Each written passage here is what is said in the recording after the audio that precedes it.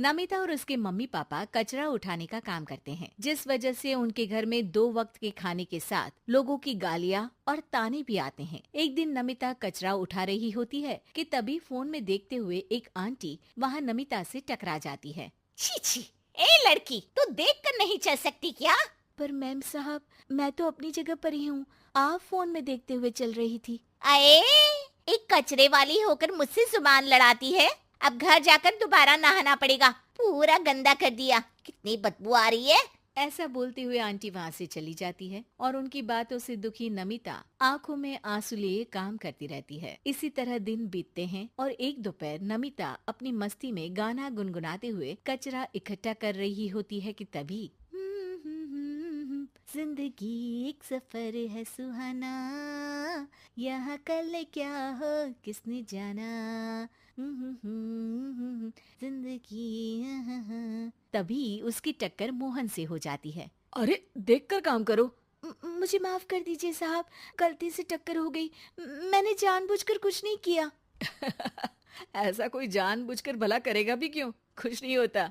सोचा नहीं था कि कभी कोई मेरे साथ इतने अच्छे से बात करेगा। अरे जो नहीं करता वो इंसान कहलाने के लायक नहीं, तुम्हें उनके बारे में सोचना तक नहीं चाहिए। मोहन वहाँ से चला जाता है और नमिता उसकी बात को सोचते हुए दोबारा काम पर लग जाती है। इसी तरह समय बीतता रहता है। एक सर्दियों की सुबह कचरा उठाते हुए नमिता ठंड की वजह से पास के घर की सीढ़ियों पर ओत लेकर बैठ जाती है। कुछ ही देर बाद उस घर की मालकिन वहाँ आ जाती है।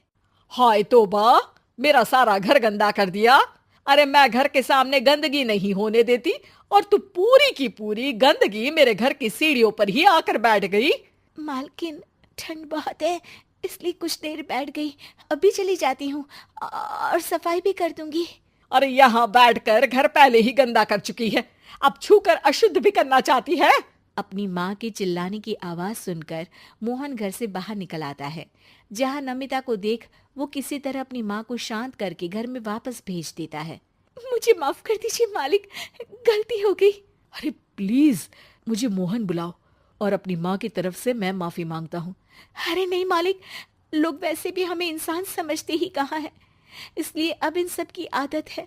अगर इन सब की बातों को बुरा लगाने लगे तो भूखे ही मर जाएंगे। वैसे तुम्हें ठंड में इन पतले फटे कपड़ों की जगह मोटे और गर्म कपड़े पहनने चाहिए। मेरे पास इतनी चॉइस नहीं है, जो है बस यही है। और जब घर में मम्मी पापा भूखे बैठे हो तो क्या सर्दी और क्या गर्मी। चलती हूँ साहब।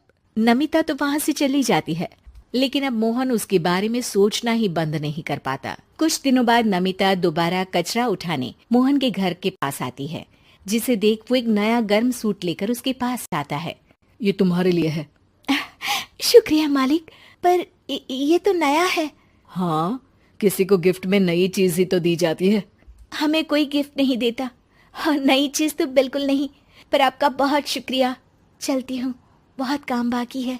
एक बार फिर नमिता मोहन को अपनी सीधी बातों और साफ दिल से प्रभावित करके चली जाती है। अब मोहन उसकी बातों और सोच में खोया रहने लगता है। जितनी बार नमिता उसके घर के करीब आती है, वो किसी न किसी बहाने उससे मिलता रहता है।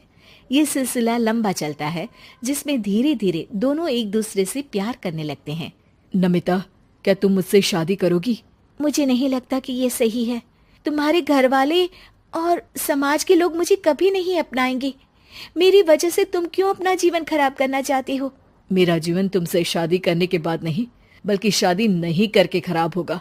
मेरी बात मानो, सब ठीक होगा, भरोसा रखो। मोहन के प्यार और उस पर भरोसे के साथ नमिता शादी के लिए हाँ कह देती है और अगले ही दिन वो दोनों कोर्ट मैरिज कर लेते हैं। इसके बाद मोहन नमिता को लेकर जैसे ही घर पहुंचता है तो वहाँ उसकी मम्मी, जो अपनी सहेलियों के साथ किटी पार्टी कर रही होती है, उन्हें एक साथ देखकर हैरान रह जाती है। हाय राम, कल मुही करम जली, तुझे एक दिन सीढ़ियों पर बैठने के लिए कुछ जरा बहुत बोल क्या दिया। तूने तो बदला लेने के लिए मेरा बेटा ही फंसा लिया।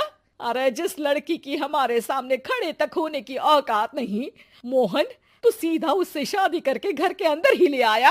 हाय हाय बहन, अब तुम समाज में क्या मुंह दिखाओगी? अरे मेरी बात मानो, अब बाहर निकलना ही बंद कर देना। आंटी जी, मेरी माँ का तो पता नहीं, पर आप आज बाहर निकलकर दोबारा इस घर में कदम मत रखना। अरे हम ऐसे कचरे वालों के घर में आकर अपनी इज्जत खराब करने का शौक भी नहीं रखते। अगर यही कचरे वाली आपके घर का कचरा उठाना बंद कर दे तो उस आलीशान मकान में आप 2 दिन भी नहीं रह सकती। पता है क्यों? क्योंकि आप जितनी गंदगी फैलाते हैं ना, उसे ये साफ करती है, इसलिए आपका घर साफ रहता है और आप उस पर घमंड कर पाती है। इस हिसाब से तो आप और हम कचरे वाले हुए। ये नहीं, कुछ भी हो, बीमारी, ठंड या गर्मी, ये हमेशा अपनी फिक्र ना करते हुए आपको सेफ एंड क्लीन रखने के लिए सफाई करने आती है और आप इसे ही गंदा बोलती है। शर्म करो।